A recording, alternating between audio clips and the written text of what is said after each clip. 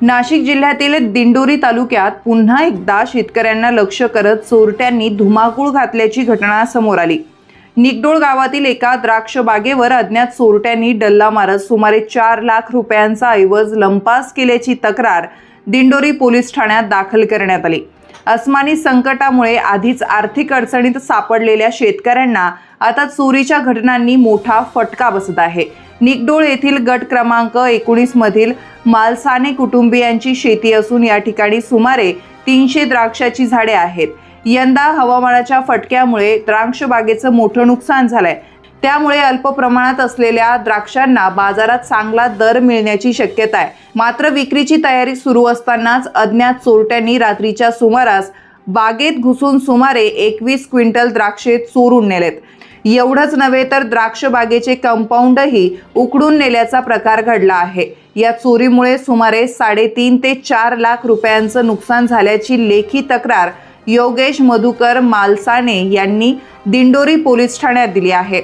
दरम्यान या शेतजमिनीच्या लगतच खुलेआम बेकायदेशीर मटक्याचा अड्डा सुरू असल्याची गंभीर तक्रारही शेतकऱ्यांनी केली आहे। त्याचप्रमाणे तिथूनच हाकेच्या अंतरावर शासकीय आश्रमशाळा असून तेथे हजारो विद्यार्थी शिक्षण घेत आहे।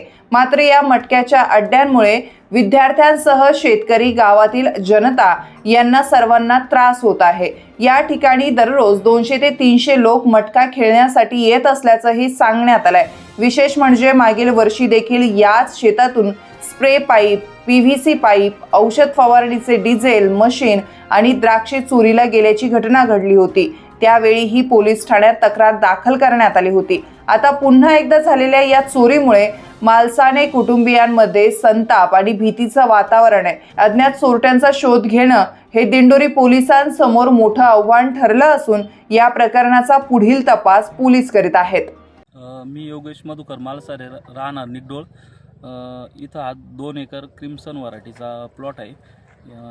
9 तारखेच्या रात्री इथून चोरट्यांनी साधारण 20 ते 25 क्विंटल द्राक्षे चोरून नेले।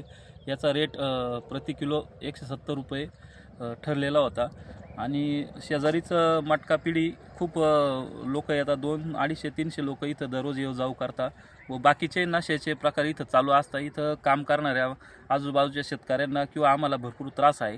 प्रशासन किंवा पोलीस स्टेशन याची कुठली दखल घेत नाही। मागच्या वर्षी जशी चोरी झाली, मागच्या वर्षी पण अर्ज दिला होता, त्याचं काहीच आम्हाला म्हणजे इथपर्यंत चौकशी झाली नाही, कोणी पण आलं नाही। ह्यावर्षी बी त्याच प्रकारची चोरी झाली, पण ह्यावर्षी चोरीचं प्रमाण मोठं आहे।